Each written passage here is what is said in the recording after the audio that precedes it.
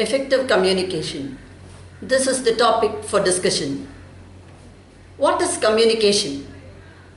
Communication is a process of transmitting and receiving information, thoughts, feelings, verbally and non-verbally. Verbal refers to spoken or written form. Non-verbal refers to body language. When is communication said to be effective? Communication becomes effective when the receiver understands the message the speaker intended to convey. Let us see what happens when communication fails through a story. An English lady was doubtful whether her new accommodation at Switzerland had a water closet, that is, a toilet. She wrote a note to her would-be colleague, a schoolmaster, to find out whether a WC is near the room. The schoolmaster misinterpreted WC as Wayside Chapel and wrote, "Dear Madam, the WC is 9 miles away from the house. It will remain open only on Sundays and Thursdays. This will be an unfortunate situation if you have the habit of going daily. Madam, I would personally advise you to go on Thursdays as there is an organ accompaniment. The acoustics are very excellent that even a delicate sound can be heard everywhere. A recent attraction is a bell donated by a rich merchant which rings every time a person enters.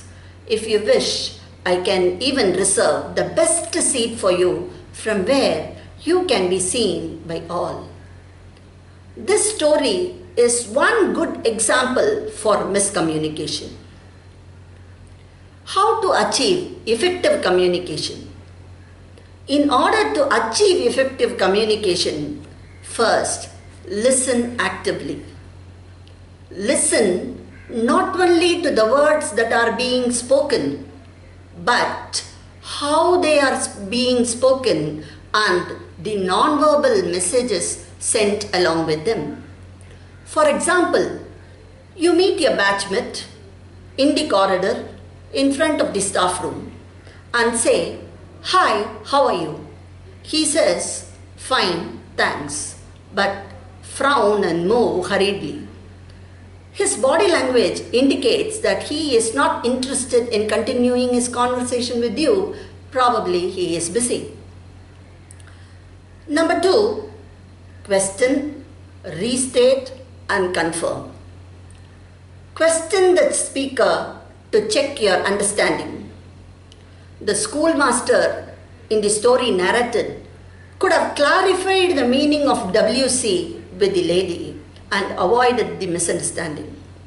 Further, reassuring indicates that you are interested in whatever the speaker says. Thirdly, establish connectedness. In a public communication, you connect with the audience. For example, a teacher who cracks jokes, who is friendly, who shares personal experiences, is able to connect well with the students and are generally considered as competent and knowledgeable. Fourth, attach importance to how to say it rather than what to say. This keeps relationships intact in a work environment as well as in a family. Show appreciation and gratitude.